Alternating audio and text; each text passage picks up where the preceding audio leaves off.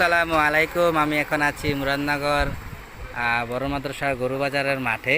এদিকে দেখুন, এই সাইডে এসে আশেপাশে মসজিদরাও মাদ্রাসা উঠাইয়া জায়গাটা অনেক ছোটো হয়ে গেছে। আবার এই যে ছয়তলা বিল্ডিংটা উঠাইয়া আরও ছোটো হয়ে গেছে।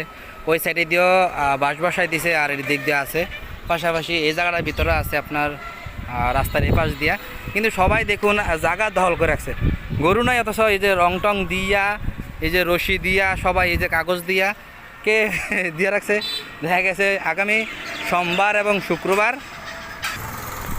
শুক্রবারে এই গরুবাজারের হাট, দুইটা হাটেই সাপ্তাহিক সোমবার এবং শুক্রবারে সবাই এই যে দেন কাগজ দিয়ে রাখছে, গরু নাই কাগজ দিয়ে রাখছে, এই যে কেউ রশি বাঁধে রাখছে। তো যারা দূরে তারা কেমনে কী করবো, এটি তো হয়তো বা নিকটবর্তী আমাদের এই যে ভুবনগড়, করিমপুর, দিলালপুর বা মুরাদনগরের মানুষেরা সবচেয়ে বেশি কাছের, তারা দিয়ে রাখছে, সব বেড়া দিয়ে রাখছে। তো কেমনে জায়গাটা অনেক ছোটো হয়ে গেছে। আবার এদিক দিয়া এই যে বিল্ডিংয়ের নিচে করে দিছে, বাঁশ বসাই দিছে। তো ইনশাল্লাহ যারাই আছেন মুরাদনগরবাসী সবাই আসবেন আগামী সোমবার এবং শুক্রবার মুরাদনগর গরুবাজার। এই যে বিল্ডিংয়ের ভিতরে বাঁশ বসাই দিছে।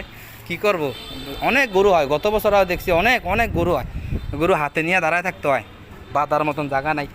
কেন আলহামদুলিল্লাহ আমাদের অনেকেই গরু করে লালন পালন করে এই কুরবানির জন্য।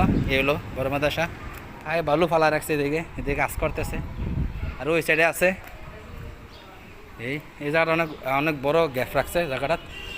যাই হোক, সবাই ভিডিও শেয়ার করে দেবেন আগামী সোমবার এবং শুক্রবার মুরাদনগর গরু বাজার। আসসালামু আলাইকুম।